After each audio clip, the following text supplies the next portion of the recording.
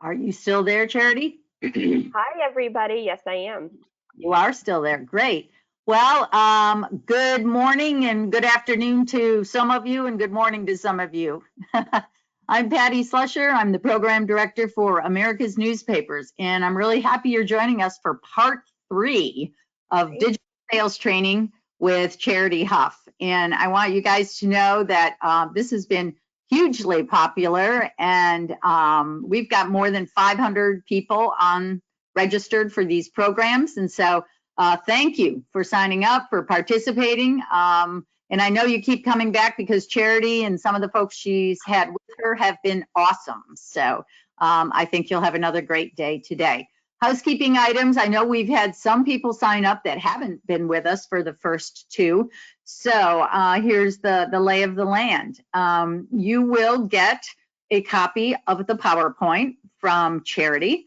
We will probably send that out. It may be late tomorrow before we send that out. You will also get the takeaways. And Cindy and Mark, who do our takeaways, are both off today. So Cindy will be doing them tonight. So you will get the PowerPoint presentation, the takeaways, and the takeaways are basically a very nice summary of the important points that Charity made. And they make a nice accompaniment to the PowerPoint because it kind of walks you through and highlights the points that Charity made when she was going through the PowerPoint. And I know Charity will mention another takeaway that you're going to have from today, and it's regarding a media kit. Media kit, yes.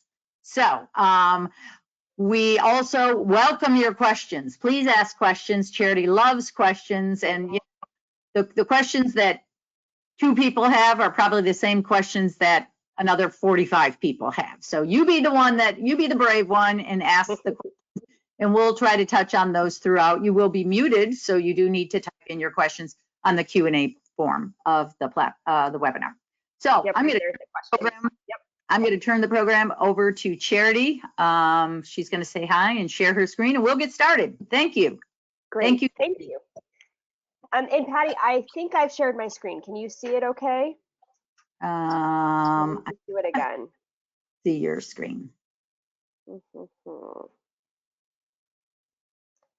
Here, I had it all ready to go. Let's see.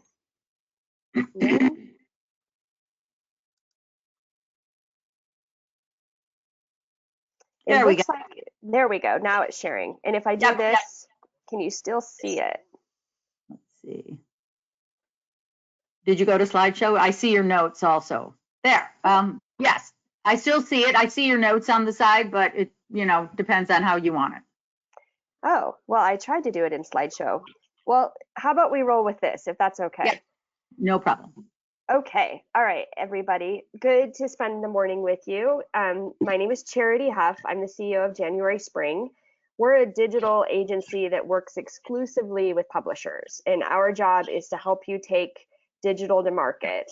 And our toolbox includes programmatic display, paid social, targeted e-blast, and paid search. So you're going to hear me refer to your digital toolbox quite a bit as we're going through today's presentation. Today, what we are focused on is indeed the, oh, excuse me, like this is not wanting to advance. There we go. Show me the money. We're going to talk about how to use case studies and testimonials to your advantage as sales tools and how to demonstrate the value of the program that you guys are taking to market. So with that, let's kind of dig in and talk through what, yeah. Sorry, it didn't advance.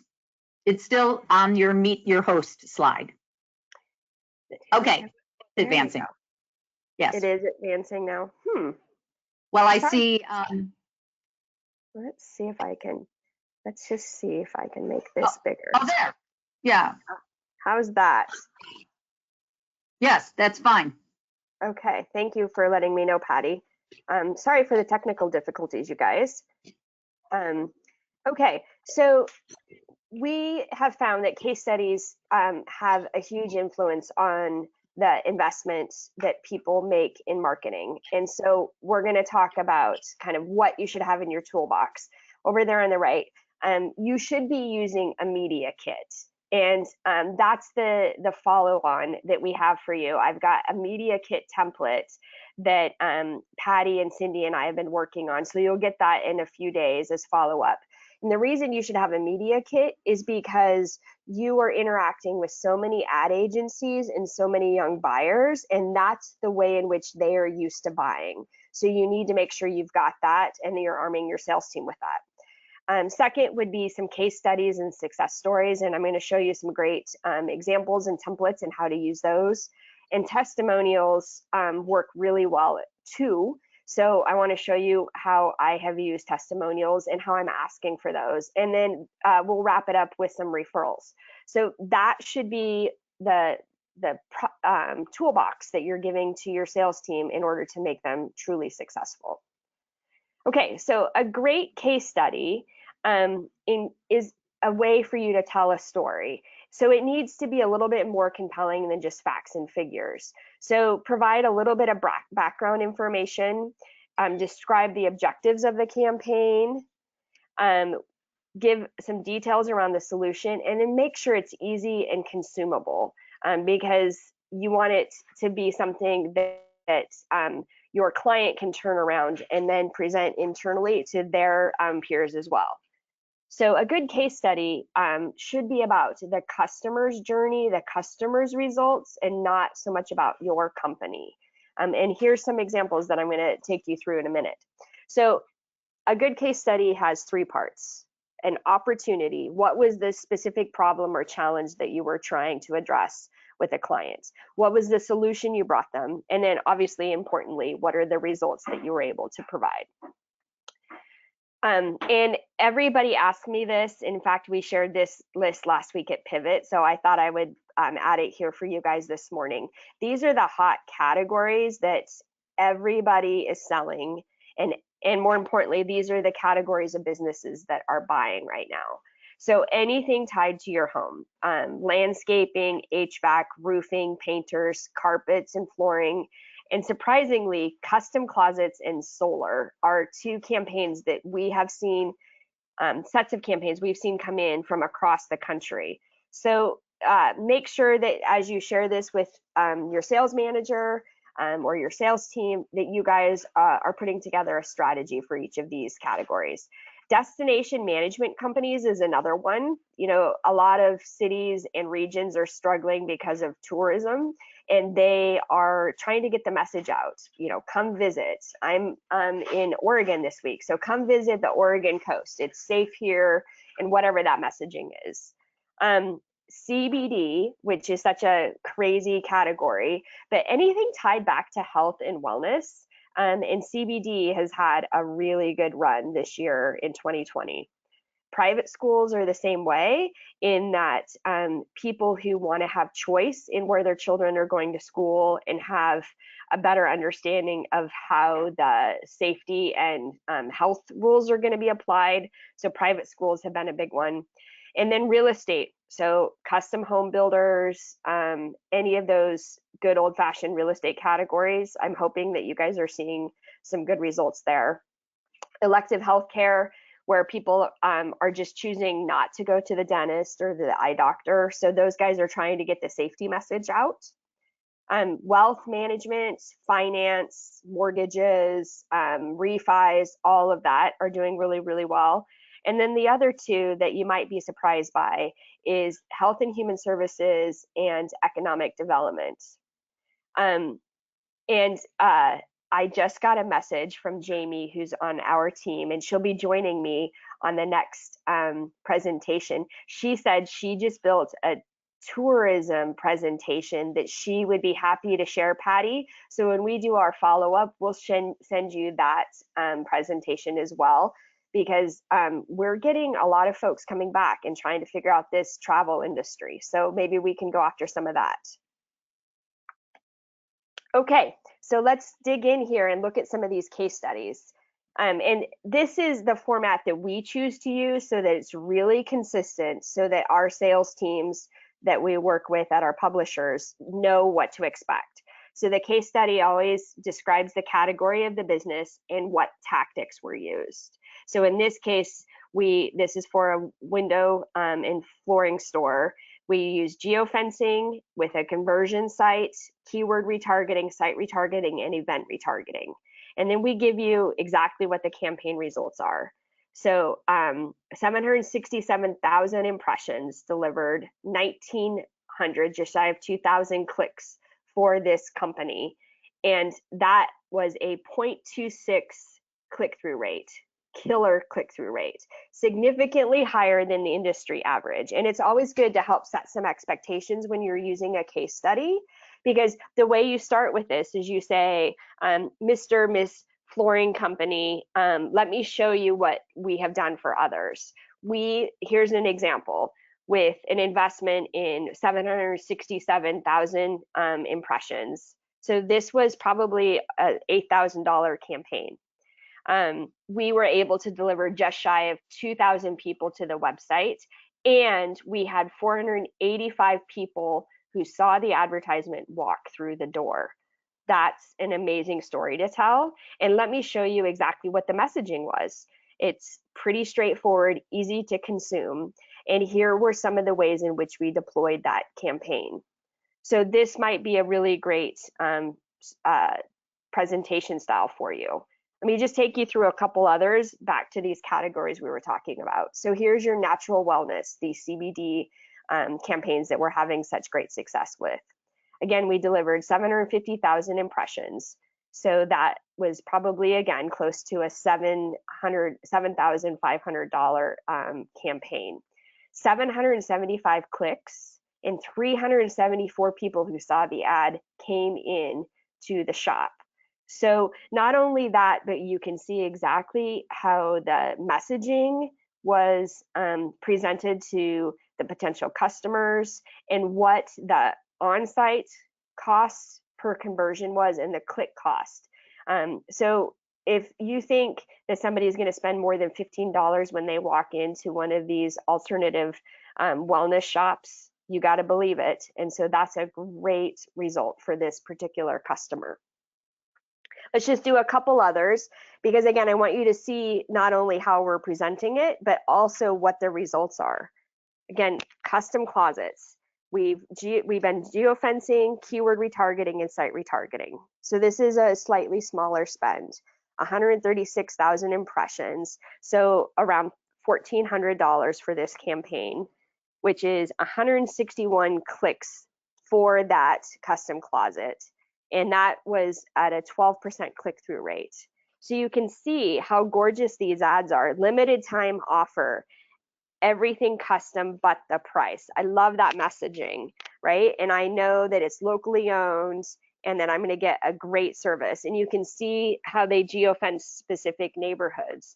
So this is another great way that you can use this case study, is to help the advertiser decide what kind of targeting it is that they want to do.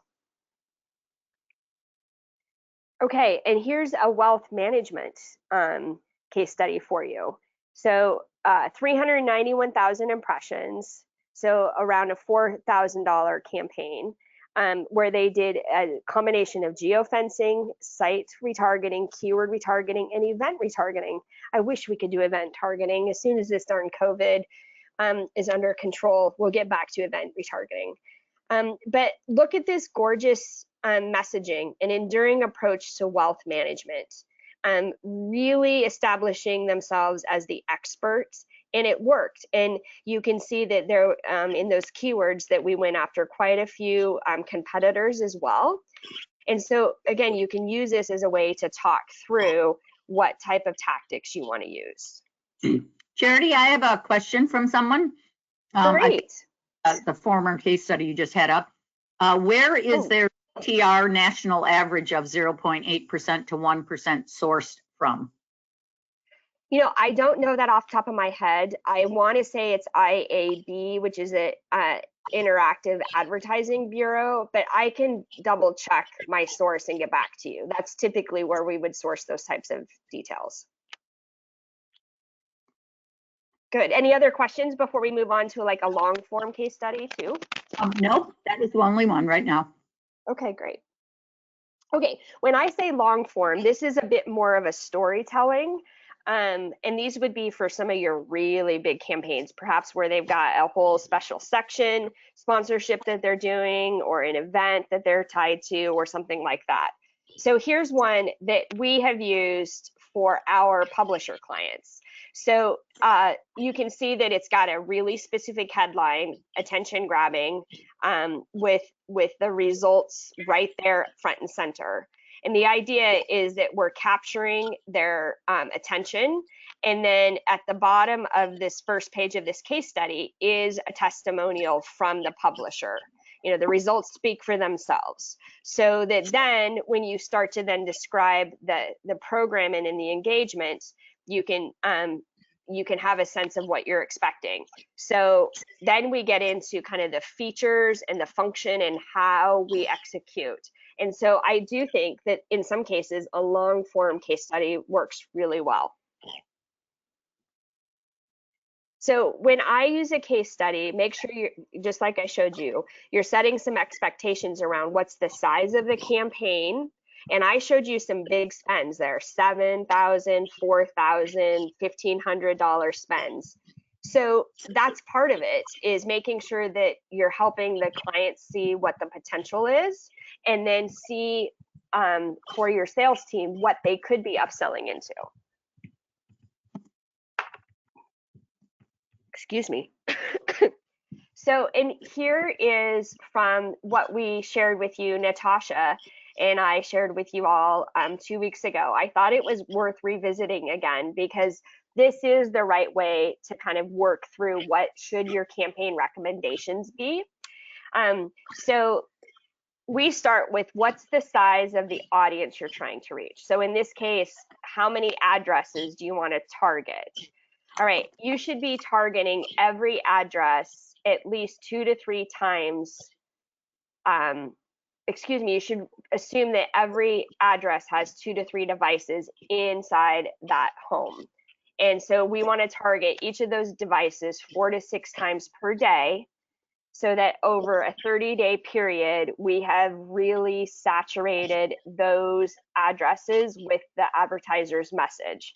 So at a retail CPM, we just use, for demonstration purposes, always a $10 CPM. We've got clients that run somewhere between $8 and $15 CPM. So the budget for us to successfully reach 1,000 addresses should be around $4,500.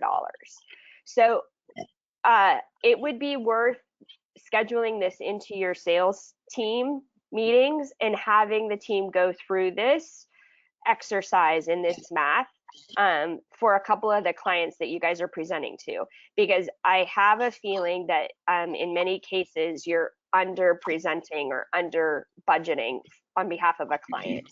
And here's why I say that. I have another question. Okay, great. Jacqueline says that she has a client in banking and finance. Their budget is $7,000. What would you suggest for a campaign? Their goal is to promote small business loans and financing. That's great. And her specific question is what? What would you suggest for a campaign?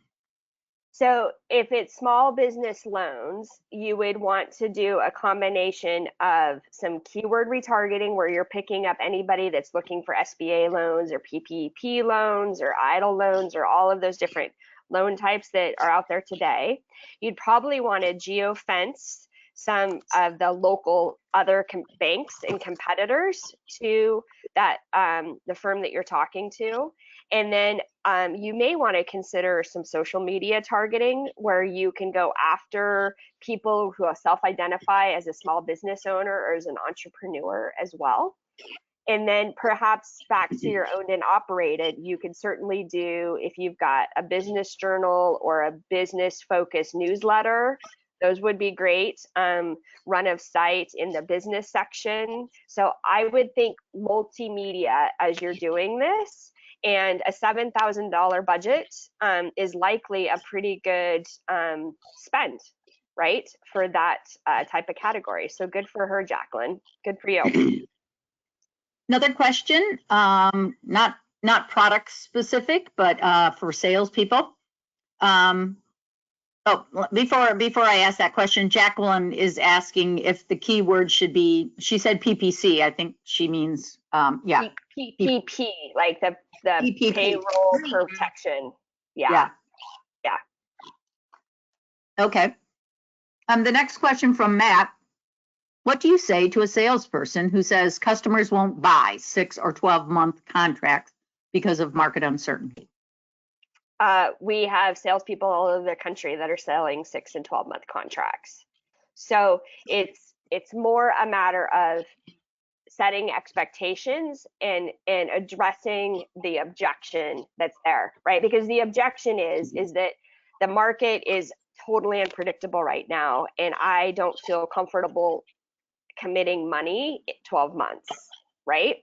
So the objection is around, I need some flexibility. Well, the flexibility can come in terms of the messaging you're using, the audience you're targeting, the frequency with which you're running, but the commitment is and should be that I'm going to commit to advertising and marketing through your channel for the next 6 or 12 months. And when you reposition it that way, we have reps, again, I'm not BSing you, we have reps all over the country that are turning in digital campaigns with 6 and 12-month contracts right now. Charity, could you talk a little bit about keyword?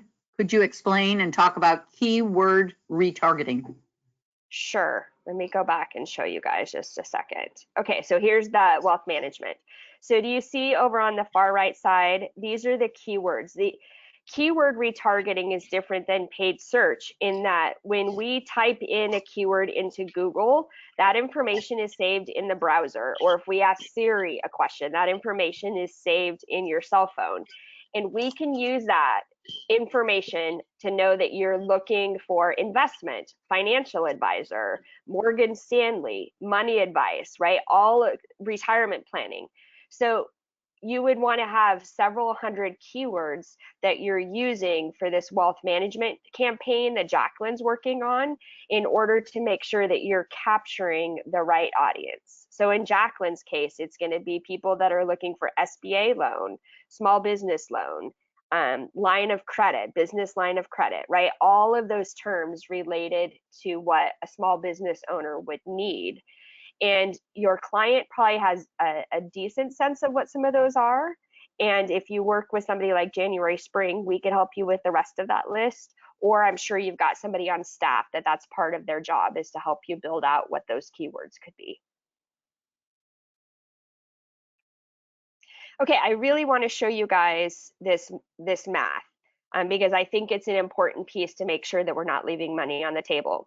So again, if I want to reach a client target customer set of 1,000 addresses, I know that there's 2 to 3 devices in each house. And I need to touch those devices 4 to 6 times a day in order to have an effective digital campaign. So over 30 days, that's over 450,000 impressions. So at a retail CPM of $10, the price of that monthly budget should be $4,500. And I would say that the monthly budget should be a minimum of 3 months, ideally 6 or 12 months. And this is why it's a frequency game. So the first time you serve an ad to somebody, they may not see it. The second time, they may not notice it. The third time they see it, they're going to be aware that it's there. The fourth time, they're going to be like, I think I've seen that before. The fifth time, they likely will actually read the offer in the ad. Then they may be like, no, that doesn't apply to me. And then they may even be like, wow, this ad keeps following me around. And then they're like, wow, I just keep seeing the same ad. And then they're like, well, wait a minute. I maybe should be looking at what that wealth management company is doing for other entrepreneurs and business owners like me. Let me ask other business owners in my network what they think of this. So what happens is that you have to touch people frequently enough for them to register and say, oh, this actually is speaking to my need. I have been searching for a line of credit for my business. this might be the right solution for me, because they probably have to be touched somewhere close to 15 times before they will be like, yep, I know I'm going to engage and that's what I want to do. So you have to do some education with your clients that a single frequency ad in the print doesn't work and limited frequency in digital doesn't work. And you guys have spoke to this over the years, but it's sometimes you have to remind people in digital, it can't be just one and done. So here's another way to look at those numbers.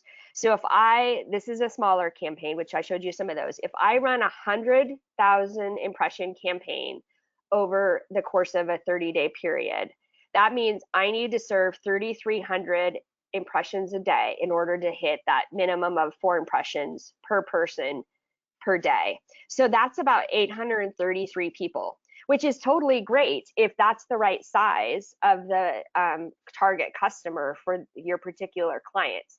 But I would guess in most cases, your clients want to reach more than 833 people. So again, use some of this math in order to help you with your selling proposition. So here's another way to look at it, and this is all the way to the ROI. So if I serve that 100,000 impressions in a month, and again, I recommend 3 months, 6 months, or 12-month campaigns with an average click-through rate of a 0.08 to a 0.10. Again, I'll check. I'm pretty sure that's an IAB number. That means that I'm going to get 80 to 100 people to click on that ad. That's pretty darn good, right? I can also track, especially with digital and with programmatic display, I can track foot traffic. So I could easily track then of those 100,000 impressions and those 80 to 100 people that I'm reaching, how many of them actually walk into the store. So if I could deliver 15 people into your store, what's the chance of you being able to convert them into a customer? Pretty darn high. So let's say it's around a 30% return for that particular customer, which would be a $1,500 return on a $1,000 investment. That's pretty worthwhile. So there's a lot of different ways that you can work through some of the numbers. And again, I think this is great if you guys would take these handful of slides and do this exercise as a sales team and help one another out so that these numbers start to roll off your tongue and you're very comfortable defending your recommendations. What do you think, Patty? Any questions? Nope, no questions just yet. Okay. Doing well. Thank you. Okay, so let's shift gears and talk about using referrals as another way to stay in touch with your customer. This is Salesforce data. 84% of prospects say that they will do business with somebody who's recommended to them. So here's how to solicit a testimonial or a referral. First is kind of a casual email. Take these and reword these, please. But hey, Jim, thank you for your kind words during our meeting to review your campaign.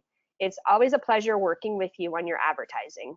Would you mind if I shared your comments in a testimonial? You could even say, would you mind if I shared your comments with some of my other prospects, right? It's always helpful for other business owners to hear from respected businesses.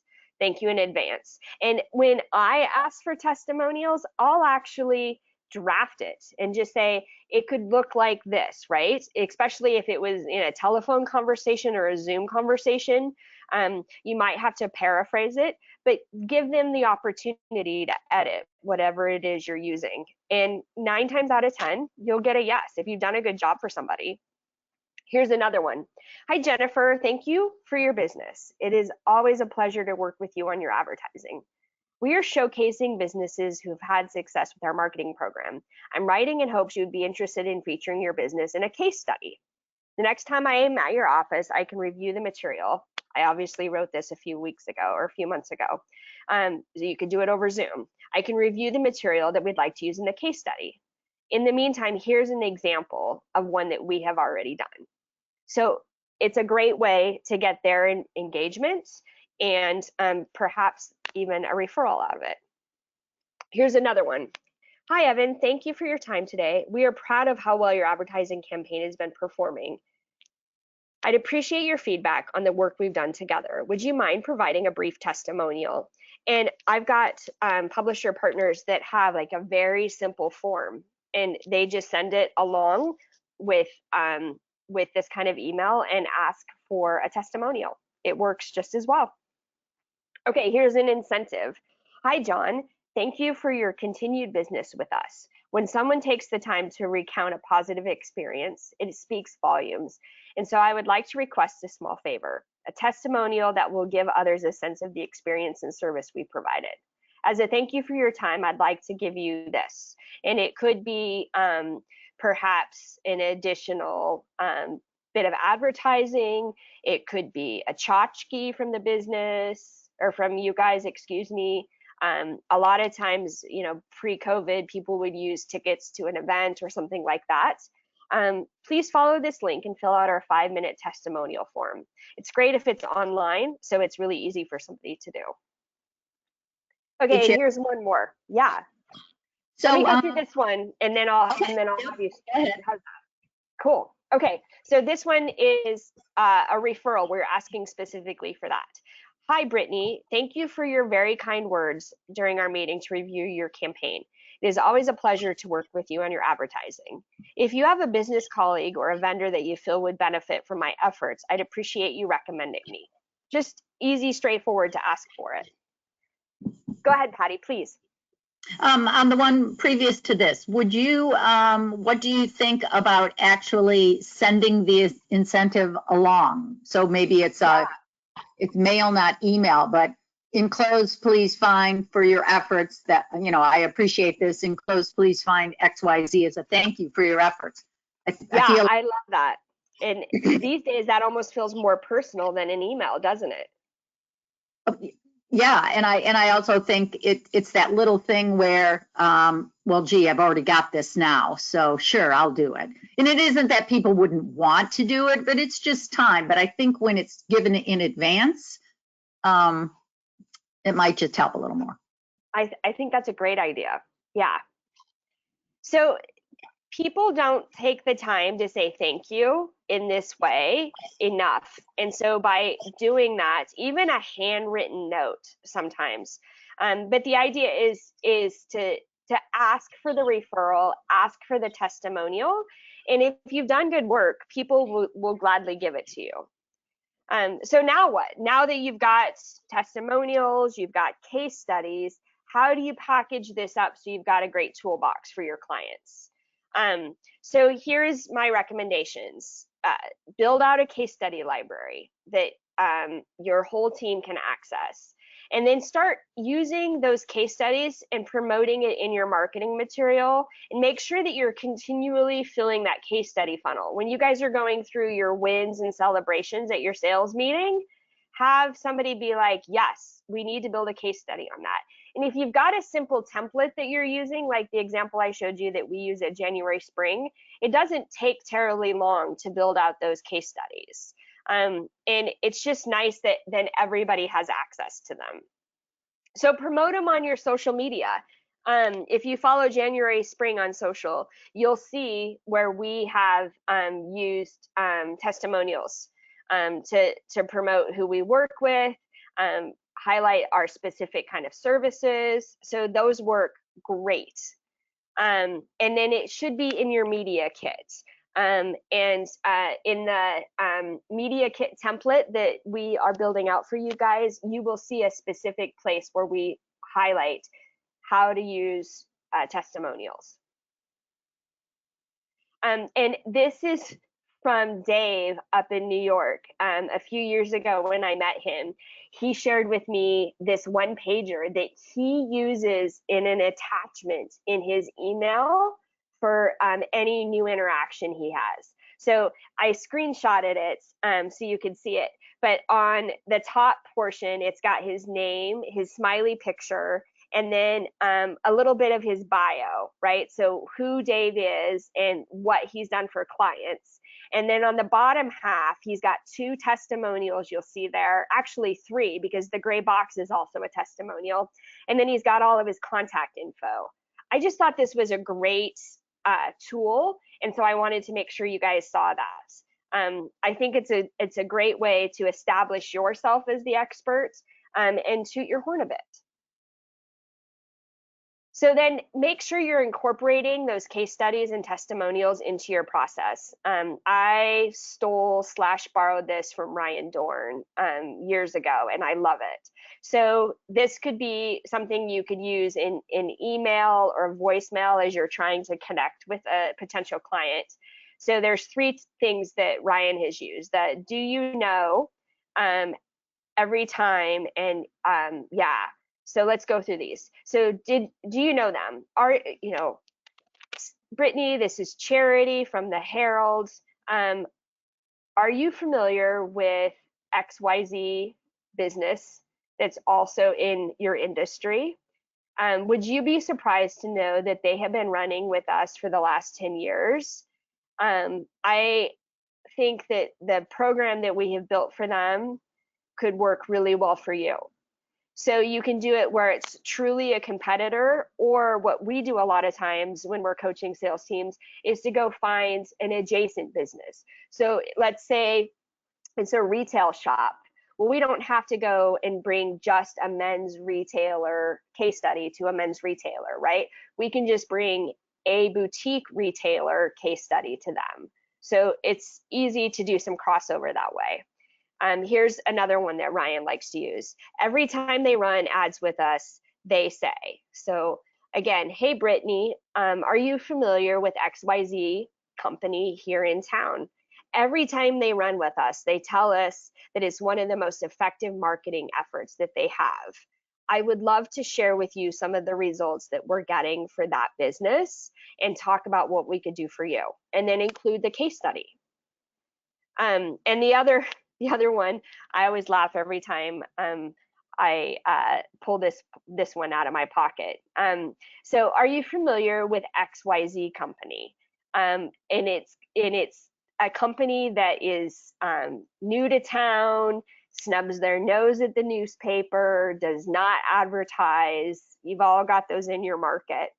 And a lot of times people will be like, no, I haven't heard of them. And you'd be like, yeah, well, they don't advertise, they don't market, and you don't see them in this community. They don't have a presence, and we want to make sure that you have a presence and that people know your name. So there's a couple of different ways to incorporate that into your sales presentation. Any questions, Patty? No, none right now. That's okay. Okay, I'll take that as a no. All right, so then using all of these tools, we need to be really thoughtful and aware of who it is that's on the other end of the Zoom call or on the other end of the line, because we need to adjust for the changing buyers that we're interacting with. I started today's presentation by talking about the media buyer that you're probably running into at the ad agency. You need to adjust when you're talking to him and her versus if you're talking to an in-house marketing manager or if you're talking to a business owner. So I've actually pulled out kind of who is your buyer based off of their experience and where they are in their career. And I've got some good suggestions for how you might want to adjust based off of who it is you're actually talking to. So let's start with this gentleman on the left. If he is of that boomer generation, and I'm using these terms very loosely, but somebody who is very experienced, has been in business for a good long time, and therefore is going to have some kind of characteristics and way in which they interact with their business vendors. So a person such as this gentleman wants to have a relationship with the people they work with. They want an ongoing dialogue versus sporadic communications, and they truly do buy based off of relationships, and reputation is really important to them. Many of the time, these types of buyers are going to need FaceTime with you and prefer in-person meetings. So you can appreciate that right now that's a struggle because of COVID. So these people are not happy that we are having to do Zoom calls for a lot of our interactions. So be kind and graceful to them as you're working with them, and perhaps maybe offer them a phone call rather than a Zoom call. They're going to really weigh your reputation, your history, and the quality of your service as the key things in which they're going to make a buying decision. So those are the things that you need to make sure you're highlighting. So in the example of those referrals and testimonials, where you can talk about your service and the results that you're getting for somebody, that would be important to a buyer like this. Okay, a Gen X buyer, and I would fall into this category. A Gen X buyer, such as this lady, are going to be very realistic, and they can spot a phony a mile away. So don't come in and flatter this person in hopes of endearing yourself to them, right? Make sure that what you're giving them is factual, backed up, and truthful, so that they can do their own research and fact check you, and will build confidence and trust in you based off of that. They rely on peer-to-peer referrals way more than other generations. So they're going to ask around about your reputation and want to know that you do a good job. And when you start the sales process, be sure, or at least allude to it, that you've got multiple options for them. So if we continue with Jacqueline's example, where I had recommended that we look at what the print strategy is, the newsletter strategy, the programmatic strategy, and the social strategy, right? Here's the options we have for you. Here's the pros and cons to each, and this is why I'm recommending this whole program, because they're likely going to want to pick it apart a bit and rejigger things and move things around in order to have it fit with what they want. And your millennial buyer is going to be digitally savvy and use digital sources as well as their peer network in order to make sure that they are well informed in making a purchasing decision. And they're going to do their homework before they even talk to you. So they're going to have a pretty good sense of what it is they want and what they need for their business before you even walk in the door. So come prepared with some good recommendations that you can back up and argue are in their best interests. And then be patient, because a younger media buyer is not going to make decisions quickly. They are going to be in information collection mode for quite a bit of time, and you may find that the process gets a bit more drawn out. So Patty, are there any questions around these different types of media buyers? Because I feel like we're running into different folks these days than what we used to. Sure. I do have two questions, but they are not around that. But now that you've kind of finished that segment, perhaps we'll get some. One of the questions I have is regarding case studies. Matt is interested in how you think we should incentivize salespeople to collect case studies. He said that they give $25 and they get some, but he'd like a fresh batch. So do you have any ideas with regards to that? Yeah, I'm always surprised that we have to incentivize salespeople to ask for referrals and case studies and testimonials, because that would tell me, Matt, that they're probably not using them as consistently as they should in their sales process. Because in the case of the publishers that we work with, that's probably the number one question. Hey, I need a case study that looks like this. Do you guys have one in your library? So certainly dollar incentives are good. You could put some contesting around it, maybe on a quarterly or half yearly basis, so that that there's some concentrated focus around it. I would also use it in your kind of prospecting process to reach back out to some of these clients that you're doing really good work for and ask for a testimonial or a referral and have that be part of your sales process too. Great. I want to, Jacqueline is asking if we could circle back just a little regarding the numbers with her financial client. It seems, she said if a client needs a budget of $4,500 per month, then a $7,000 budget would not work. So I'm assuming that she's saying that $7,000 was an annual budget, perhaps? Let's go look at that again. Okay, so in this example I gave you, I was saying we would want to target 1,000 addresses. So we would have to touch those addresses 2 to 3 times, or excuse me, the devices in that household. There's 2 to 3 devices in that household. So that's 3,000 devices that we're targeting. And we want to touch them 4 to 6 times per day. So that's 15,000 daily impressions to reach those 1,000 people, right? Over 30 days, that's 450,000 impressions. And at a $10 CPM, that's $4,500.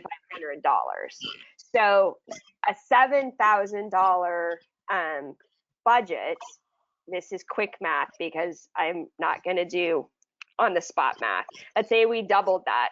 So a $9,000 budget, 45 times 2, would mean we would be targeting around 2,000 addresses. So hopefully that helps. And if you go through this, Jacqueline, and you basically start at the bottom with your 7,000 and then do the math in reverse, you'll get to about the number of addresses that you would reach with a $7,000 budget. So it's really more of a campaign budget. Right. Jacqueline, the customer must be saying, I have 7,000 for the year. So perhaps, you'd want to take half of that and start with a 2-month or a 3-month or dial it back a little bit. So yeah. So then I would do some of this math, right, Jacqueline? Sorry to be jumping around you guys. So 100,000 impressions, which let's say you're doing that at a $10 CPM, would be $1,000 a month. That would be around 833 people that you would be targeting each month. And is that big enough for that client? And that's a question I don't think we'll be able to answer on the call today, but you can, with the information you have, you probably know the answer. Okay, good. So it's just a matter of, understanding the customer's budget, how many people he wants to reach, he or she, and taking them through the process to see this is what I can do and this is what it'll cost. And let's do it for 3 months and then do it another 3 months. If they spend 7,000 and it works, they're probably going to spend more. Exactly. Jacqueline says, thank you. Oh, good. I'm glad. Okay. Okay. So I just wanted to show you guys how we do our testimonials. Can you guys see this? Patty, I want to make sure. No, I'm just seeing your thumbnails. Okay. There we go. Yes. Again, I'm so sorry, you guys. So this is right out of our media kit. So we say it is, we're into long-term relationships, rave reviews that make us blush. And then we have, we've got a couple of different versions of this slide for our media kit, depending on who we're sending it to. So we've got 3 or 4 different testimonials in the last page of our media kit that highlight what it is we're trying to highlight for a particular opportunity. So, I mean, this is the eat your own dog food. Everything I've shown you guys this morning is all the tools that we give to our publisher sales teams because we know this stuff works. And that's why I was so pleased when Patty said, let's make sure we have case studies in the plan for this 4-part webinar series, because it's really important to be able to show what it is you can do for somebody. It's so much more powerful than just telling them. So with that, I've got a few more minutes here and we can certainly answer a few more questions. And while those are coming in, Patty, I will take the opportunity to remind everybody that in 2 weeks, Jamie that you see here on the screen, she will be joining me for the last of our 4-part series. And we're going to be talking about the power of audience and how you can use your audience as that core tether and build amazing marketing campaigns for your clients based off of the power of that audience that you have such a great relationship with. Jamie is a journalist by training, spent a lot of years in the newsroom, and has over the last 10 or so years pivoted her career and really become a social media expert. And I'm so pleased that she's part of our January spring team. So you guys will really enjoy your time with Jamie next week. Charity, did you want to touch on the template that we spoke about? Sure, I'd be happy to. So what you're going to get in follow-up to this session is it's about a 6-7 page PowerPoint template that you guys can use as the start of a media kit, because we still have publishers that don't have a traditional media kit that they sell from like a price sheet or maybe a feature function sheet, but they don't have a full media kit. And it's something that we know is really important for you guys to have, especially as you interact with those agencies. So when that's ready to go, Cindy and Patty will get that out to you guys so that you can take it and basically repurpose it. Great, thank you. Maybe You're very welcome. Maybe when we send it out this time, we can maybe take a few minutes in 2 weeks to just walk through it a little bit, that they had it by now, and we can touch on that. I think that's a great idea. So I'll make sure that Jamie and I do that for you. Perfect, perfect. So folks, while I'm closing out, if you have any questions, please go ahead and post them up.